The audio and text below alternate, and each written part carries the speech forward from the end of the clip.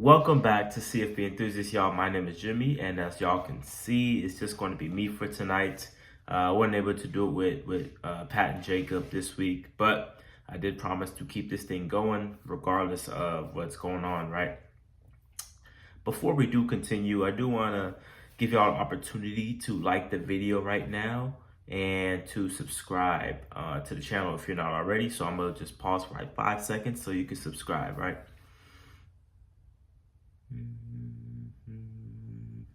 Cool, y'all subscribe? Okay, great. Y'all know I got a rep Texas Longhorns. I thrifted this hoodie. It's actually really nice and comfortable. Really like it a lot. I think it's like a basketball hoodie because it's like KD right there. So nice. $21. Anyways, if you're watching this on, if you're listening to this on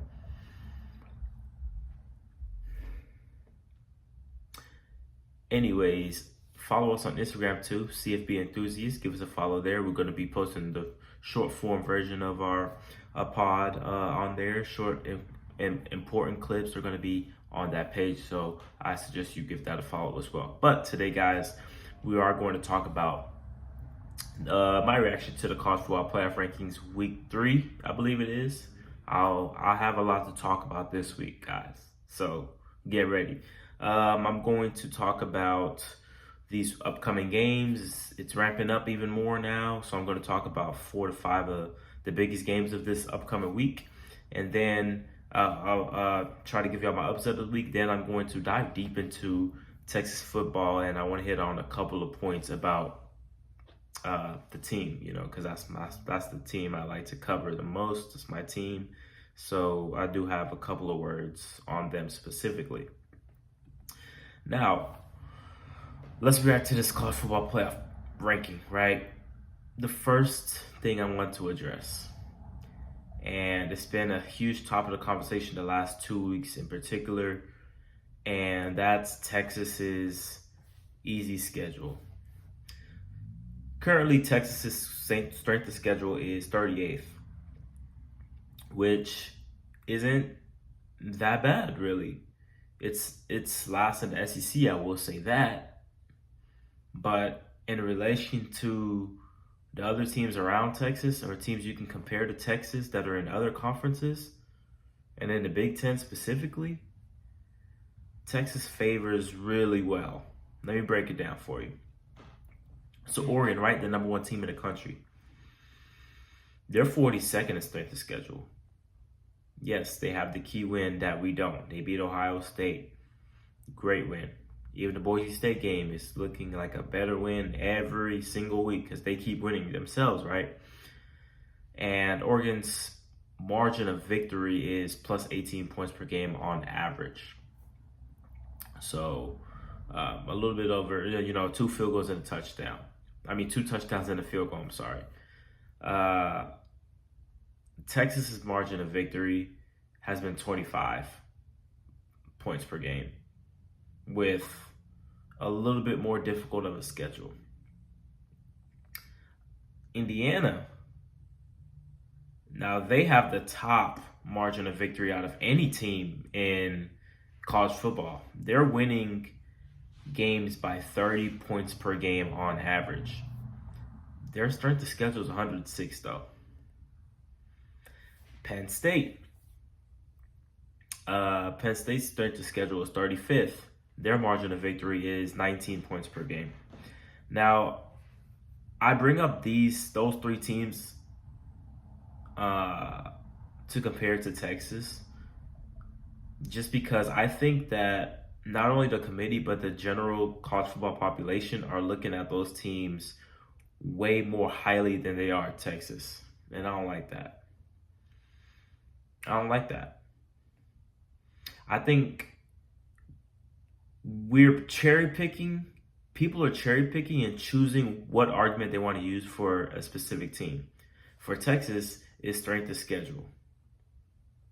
For Miami or Ole Miss or Bama, it's eye test. For Oregon, it's who they beat. For Georgia, it's who they've beat plus I'm not gonna lie, their reputation is thrown in there. But when it comes to Texas, it's strictly strength of schedule, and that's it. What happened to eye test? What happened to the margin of victory? What happened to common opponents? Let me touch on common opponents. So it's about to happen, but it hasn't happened yet, so it's about to happen. Ole Miss lost to Kentucky way back week 4, maybe. Texas, it's safe to say, about to beat the brakes off of Kentucky. All right, but I'll throw that one to the side because they haven't played them yet. Texas beat Arkansas last week, and people were crying that we only won by 10 and we looked sloppy. Okay, I get it. We didn't look our best. The offense was dull for a majority of the game. I'll give you that. We have the best defense in the country. I'll just throw that in there. We beat Arkansas on the road. You want to know who did it? Tennessee. Now, is Texas only beating Arkansas by 10 just as bad as Tennessee losing to Arkansas? No, obviously not. We beat the brakes, and I mean the absolute break. It should have been a lot worse. We beat the absolute brakes off of Michigan in week 2. Is Michigan a good team? No. We beat the brakes off of them in the big house in front of 108,000 record attendance. Indiana beat them by 5 at home.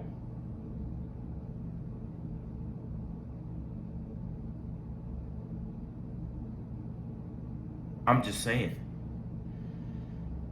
We got to hold these other teams accountable as well. Alabama. Now everyone's on Alabama's tail now. They lost to Vanderbilt. Now it's the same conversation with Arkansas, I think. Now Texas didn't look the best against Vanderbilt, but guess what? They beat Vanderbilt a couple weeks, like 2 to 3 weeks after Alabama had lost to them in that same stadium. So my biggest thing is keep it consistent. And it's not just with Texas. I'm touching on some other stuff here in a second. It's not just with Texas, but obviously that's my team, so I'm going to see everything when it comes to Texas. It's inconsistent. All I ask is consistency. All I ask is throw away the double standards. Because when you're talking about eye test and game control and all of these other things, yeah, Texas is legit. What can we do about our schedule? In the preseason, it was like, oh, how is Texas going to navigate and survive this schedule? They're playing the defending champs Michigan at the Big House. They're going to be playing OU, who's looked to be improved. They're going to be playing Georgia and all of these other teams, and just the gauntlet of the SEC, no matter who you're playing on any given week. What happened to all of that? Oh, we're just playing the bottom half of the league now, and that's it. It just means more though, huh? Okay. The other thing I want to get to as far as the inconsistencies. Now, this was really weird, and I don't think a lot of people picked up on it.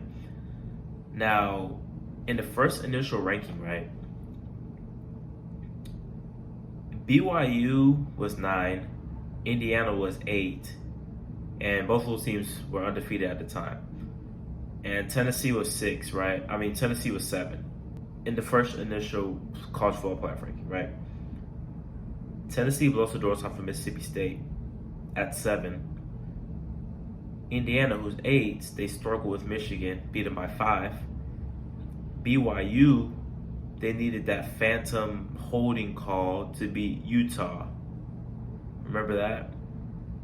They're number 9. Indiana and BYU, after surviving, both jumped Tennessee in the next ranking. That comes from, I think they just wanted to overcompensate for giving BYU and Indiana a lower ranking to begin with. Because the college football playoff rankings, They look at it from a totally different lens than the regular AP poll or the coaches poll. They factor in a whole bunch of different things, whole different crew of people making these rankings. And I mean, I thought Indiana BYU were too low to begin with, but that doesn't mean now we're gonna screw over Tennessee. Now Tennessee has lost since then, and it kind of doesn't matter. But it's just that was a weird thing, right? And then this week BYU dropped 8 spots after losing to a 3-win Kansas team at home. It looked terrible. Georgia, the previous week, dropped 9 spots after losing to a ranked Ole Miss team on the road. Now, they didn't look good at all either, but they lost to a ranked team on the road. BYU lost to a 3-win team at home. And Georgia drops 9 spots. BYU has dropped 8 spots. I think they're trying their hardest to not have Boise State or any other Group of 5 team get that bye. I mean, I don't know. But that's just a couple of things. All I ask for is consistency when it comes to these college football playoff rankings. If we're going to prioritize strength of schedule and then eye test and then whatever else, cool. Keep it like that for everybody. Use that same metric in that same order for everybody. But it's when we're using eye test for this team and strength of record for this team, margin of this team, and then who this team beat, or who this team barely lost to. No, keep it consistent. Now moving on before we get into these picks, man, I got a couple of things I wanna say with how crazy this college football season has been. Imagine someone telling you at the beginning of the season that Vanderbilt and LSU would have the same exact record heading into their matchup in week 12 or 13. 6-4 overall, 3-3 conference play. Imagine someone telling you at the beginning of the season that Alabama would be number 1 and lose to Vanderbilt a week after beating Georgia. Imagine someone in the beginning of the season telling you that Indiana would have double the wins in late November of Michigan, Nebraska, Oklahoma, USC, and Utah. Imagine saying that. Imagine someone telling you that in the beginning of the season. Imagine someone telling you that Indiana and Ohio State's going to be a top 5 matchup in late November. Imagine someone telling you that the projected worst team in the Big 12, which was Arizona State, controls their own destiny to the college football playoffs in late November. Imagine someone telling you that Colorado would be dominating the Big 12 in the beginning of the season. Imagine someone telling you that Florida State would only have 1 win through 10 games this season. This is a crazy one right here. Imagine someone telling you in the beginning of the season that Indiana's margin of victory is more than Florida State averages points per game. Wild, right? Wild. Absolutely wild. Those are just a couple of things I want to throw at y'all. Now for the biggest games of the week. Number 5, Indiana at number 2, Ohio State. This is going to be a really interesting game. Now, how I view Indiana is totally different from how the committee probably is going to view Indiana. I think Indiana is in the college football playoffs at 11-1, regardless of what happens on Saturday against Ohio State. They could lose by 1, they could lose by 42. I think Indiana should be in the playoffs. That's just me. Y'all let me know how y'all feel about that. I think if Indiana comes out here and gets blown out by Ohio State, 2-3 touchdowns or more, it's going to be really, really tough for Indiana to make a case to get into the college football playoffs, because everyone's talking about this 106 strength of schedule, and then the first really good team that you play, it's not even close. What? If they do go out and get blown out by Ohio State, which I think it's possible, because if Ohio State puts this whole thing together, now granted, Indiana is a more talented team than they normally are right now because all the transfer portal guys they've got, right? But if Ohio State puts this thing together on Saturday and doesn't play with their food at all, I expect them to win by at least 21 plus. I think they should, but we'll see what happens. I mean, I really hope for a good game. I'm rooting for Indiana to make the playoffs. I'm rooting for them to prove themselves, because it's just kind of refreshing to see someone different, you know. But I think it kind of falls somewhere in the middle. I don't think they get absolutely road graded like most Ohio State teams would do to Indiana teams. But I just don't see Indiana winning this game. If Indiana wins this game, I don't even want to imagine. But give me Ohio State winning 42-24.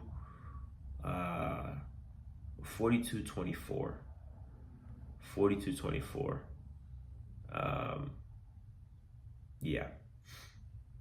Ole Miss travels to Florida.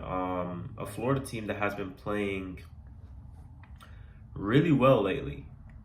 Aside from the Texas game, that was kind of an anomaly because Lagway was hurt. He wasn't able to go. But the Georgia game, they fought. You know, the LSU game beat the brakes off of them. Like, Florida has been fighting, man. And that's something that none of us really thought would happen by the time November rolled around when you saw their schedule in the preseason. We thought, okay, Billy and Napier is going to be fired by Halloween or a little bit after that, and they're going to be on a search for a new head coach. Nope, not the case. They gave him a contract. They validated him staying for another year to kind of clear up some rumors, and that allowed the team to just go out there and fight. And I guess we got to give Billy Napier a lot of credit himself, because his team is still fighting for him. It kind of reminds me of, as a Texas fan, it kind of reminds me of those Texas teams back in 2016. We were terrible. We were god awful. But you could tell our guys just loved Charlie Strong so much.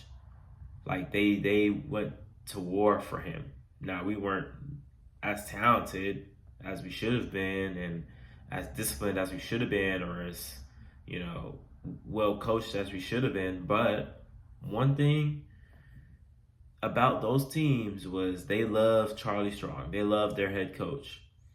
And you might not see that in the results, but believe me, those guys love Charlie, you know. And I kind of see the same type of vibe here with Billy Napier. Like, they're going to fight for him. I think this Florida team is better than those Texas teams, for sure. But Ole Miss is in a tricky spot here, man. All the pressure's on them. Florida has nothing to lose. Yeah, they're trying to make a bowl, but hey, Billy Napier's coming back next year. They already got their quarterback for the future for next year. Hey, throw caution to the wind, man. They've been playing really well to beat the brakes off of LSU. They can be a very explosive offensive team. I think this is a tricky one for Ole Miss. I think this can be a really tricky game. I will pick Ole Miss to win here, but I do think Florida covers. Give me Ole Miss to win 38-30. 38-30. Next game we got on deck. Number 14 BYU at number 21 Arizona State. Now, this is a huge game. This is pretty much a playoff elimination game. From here on out, we're going to have so many of those. I'm telling you right now, I'm picking Arizona State to win. Now, it's kind of funny because Arizona State is my dynasty team on College Football 25. And I saw the potential, man, and it's kind of funny seeing those guys in real life actually, you know, bring ASU back to life and back to relevancy. Sam Levitt, Cam Scatterboo is amazing. He's such a tough nose all around back. He does a little bit of everything. Sam Levitt hasn't been turning the ball over, even though this is his first year starting. And they've just been playing really well complementary football. They very well might have been in deep in the college football playoff discussion if Sam Levitt didn't miss that game where he got hurt. I think they lost to Cincinnati, maybe. Yeah, they lost to Cincinnati 24-14. Sam Levitt didn't play in that game. They could very well have been 9-1 right now with the world in their hands, pretty much. But that's neither here nor there. They still have a really good shot. They win against BYU. I think they're going to be on track to make the Big 12 title game, and obviously that means you're on track to potentially make the playoffs. So I think Arizona State wins. BYU's offense has been putrid recently. They've just been skating by. Kansas got them because they're playing a lot better. Arizona State, I think, is playing a lot better as well. Give me Arizona State. Number 19 Army at Oklahoma. I'm sorry.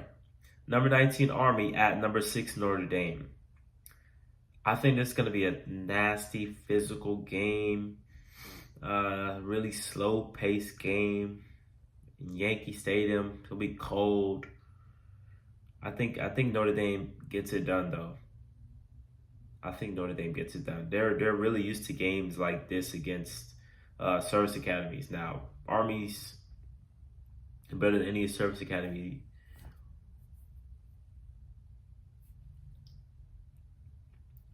I think Notre Dame will be prepared really well for the triple option. Did a really great job against Navy's triple option. Give me Notre Dame winning. Notre Dame, they'll win this game, but Notre Dame, man, they don't move me at all.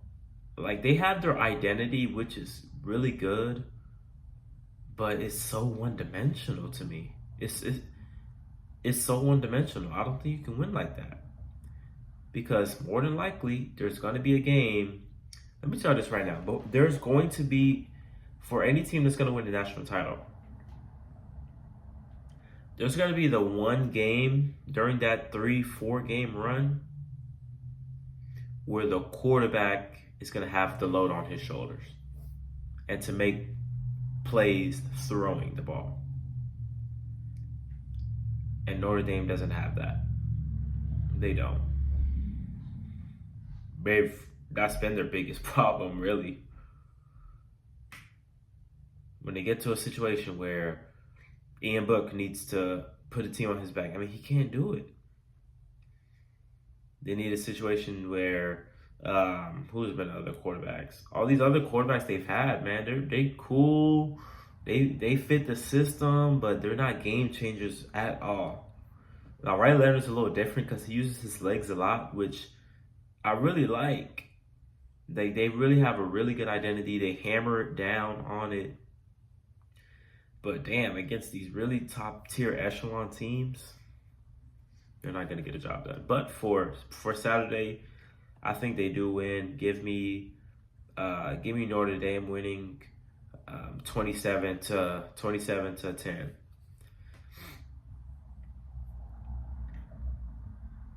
Number 7 Alabama goes on the road to Norman, Oklahoma. I think this could be a tricky game for Alabama. Now, I think OU's terrible, of course. I think OU's terrible. But in all seriousness, OU's defense has not been the problem all year long. It hasn't been a problem. Their defense is pretty good, actually. Their offense can get a first down. But I think Alabama has been inconsistent enough for me to not just gloss over this game. Not even in the slightest. They've been playing really well recently. Like, if you could tell me if the season was 2 weeks old now, and if the season was 3 weeks old now, and we were like, okay, who's the best team in the country? I would have said Bama, because no one's looked better than them the past 2 to 3 weeks. The Missouri game, the LSU game, no one's looked better than Alabama the past couple weeks. But we're gonna see if that's the sustained success, or do they fall back on some bad habits and get themselves in a tricky situation where they have to survive. Right? So Bama wins for sure, but I wouldn't be surprised at all if this is a low scoring, nasty kind of game that Bama has to like fight their way out of. I think they'll be leading and in control most of the way and kind of pull away late, but I wouldn't be surprised middle of the second quarter we're like, ooh, what's going on in Norman? I wouldn't be surprised, not one bit. Give me Alabama winning.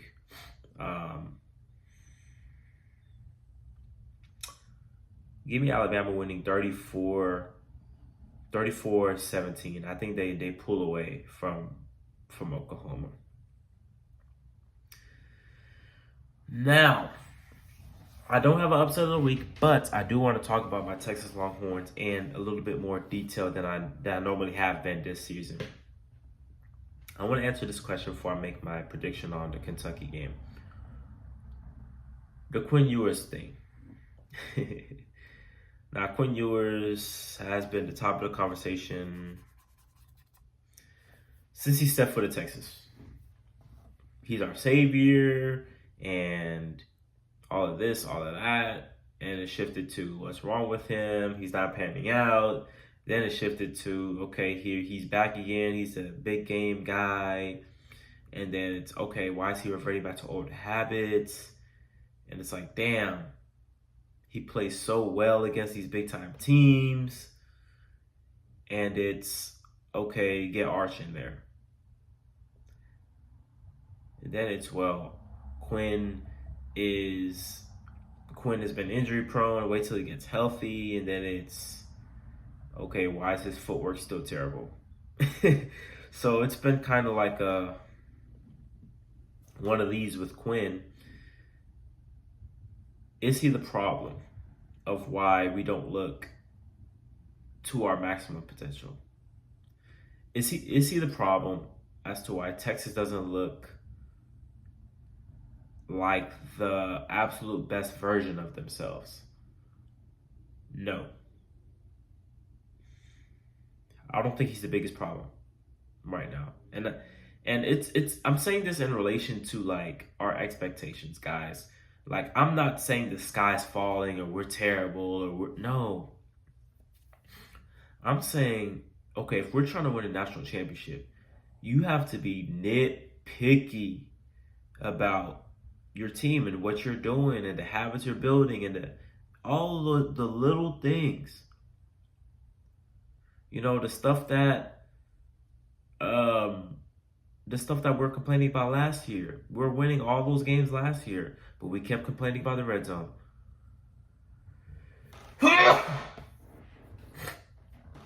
We kept complaining about the red zone. We kept complaining about the secondary. We kept complaining about Quinn Ewers' inconsistency within a game. That all of that caught up to us in the Washington game in the playoffs. And we wonder why all that stuff happened. Well, it's been happening all year, but it's not going to be magnified until you play a really upper echelon top 5 team. Right? And Washington was that last year. So this year, we're doing the same thing again.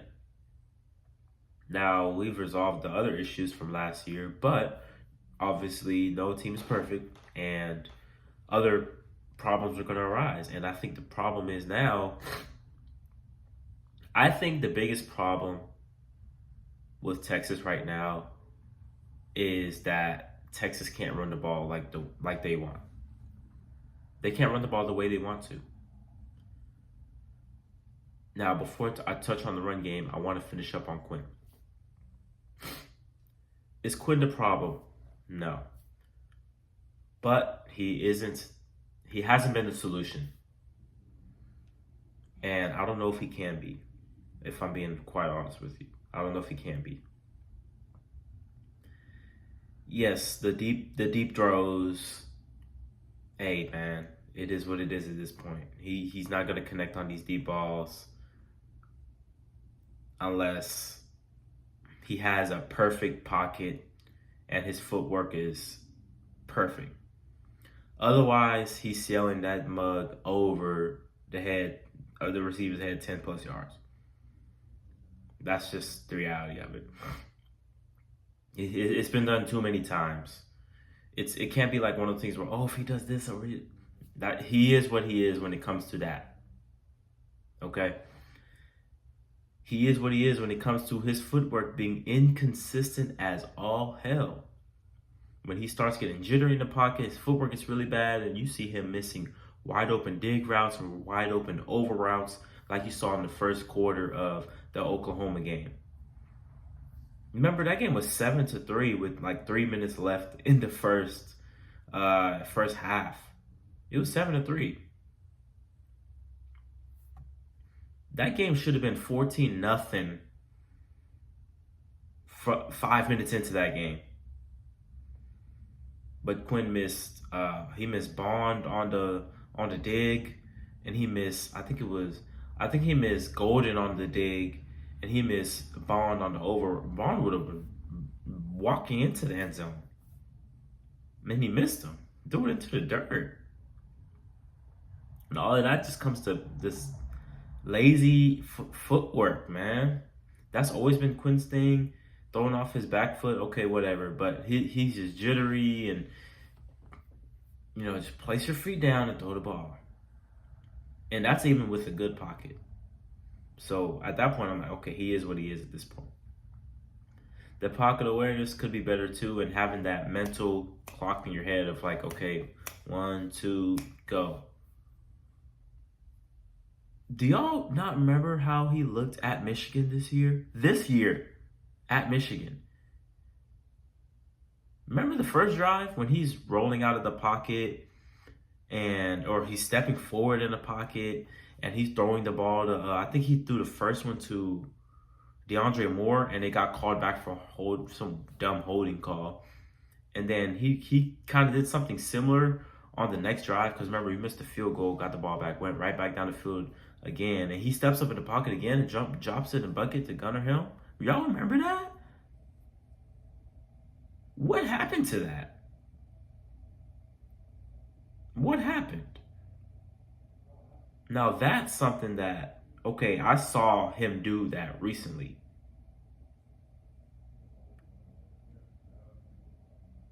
And I haven't seen that really since. I haven't seen that since. So his average depth of throws is 5.9, which is really weird. We've been throwing the ball a lot at the line of scrimmage with these. We do a lot of these jet sweeps or whatever, but we do a lot of these screen plays to Golden and Bond, and it's whatever at this point. Quinn's second in the SEC in completion percentage, I think. First is Jackson Dart. This guy's he's not throwing the ball down the field. And that's reflective in the play calling, yeah, but it's kind of weird, and I think that's kind of married with my biggest issue. The reason why we don't look as potent as we should be on offense, even with Cedric Baxter out, we just can't run the ball at all. Now, the yards per carry numbers look nice, and the rush yards per game are decent. But just looking at the game, we can't run inside zone. We can't just run through a motherfucker's face down to boom, boom, boom in the A gap, in the B gap. We got to do stretch, outside. Like, I get that that's Sark's like offense, and that's what Quintravion Wisener and Jaden Blue are really. That's where they can flourish at. But I've seen Sark's offenses absolutely blossom when there's a running back where you can just give him the ball and he's just hammering away. Jonathan Brooks getting those yards. CJ Baxter getting those yards. Bijan Robinson getting those yards. Back at Alabama, Najee Harris getting those yards inside. Opens up everything, settles the quarterback down, settles the offensive line down, gives the offensive line that confidence and that mojo to where you start seeing these 40, 50-yard runs. We haven't really seen many of those this year, now thinking about it.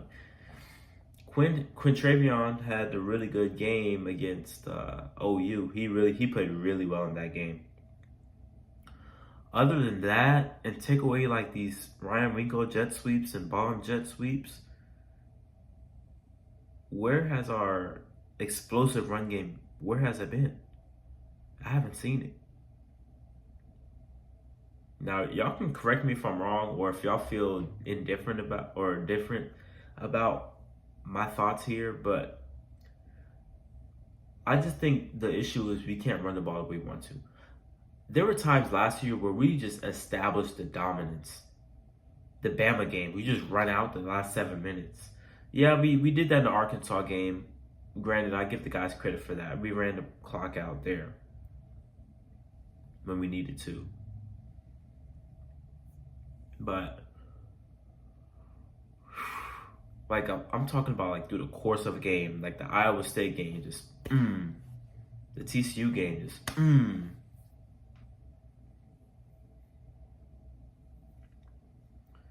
I haven't seen that, man. I haven't seen it. So I think that's our biggest issue. And then Blue and Gibson can't hold on to the ball. And this is about to be Sark's first season as a college football head coach where he's not gonna have a 1,000-yard rusher or receiver for that matter, which I'm fine with the receiving core. That's not an issue. But I just thought it was something to bring up. But no, I don't think Quinn's the issue. I don't think he's the solution either. So it's going to be really interesting to see. It goes back to what I was saying. There's going to be a game where your quarterback is going to have to win you the game. And I don't think we're there yet. I don't think we're there as a team. I don't think we're there with our quarterback to where I feel the confidence in him to win us a game, get us out of a game. I don't see it. Now, hopefully, our defense is just so dominant that we don't even have to get to that point. We're gonna see. We're about to play some really good offenses here in the playoffs, but there's only so much those guys can do, man. I think Texas does beat Kentucky. I think this is gonna be. Kentucky shouldn't score more than. Theoretically, they shouldn't score more than 10 on us. Their offense is horrible. There's 13 max. I want to see the offense explode, man. I want to see a game where we go for 40 plus.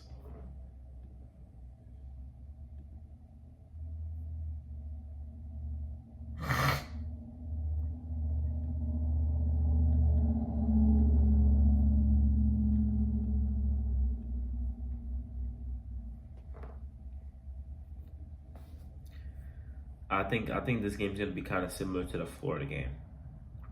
I think Texas wins.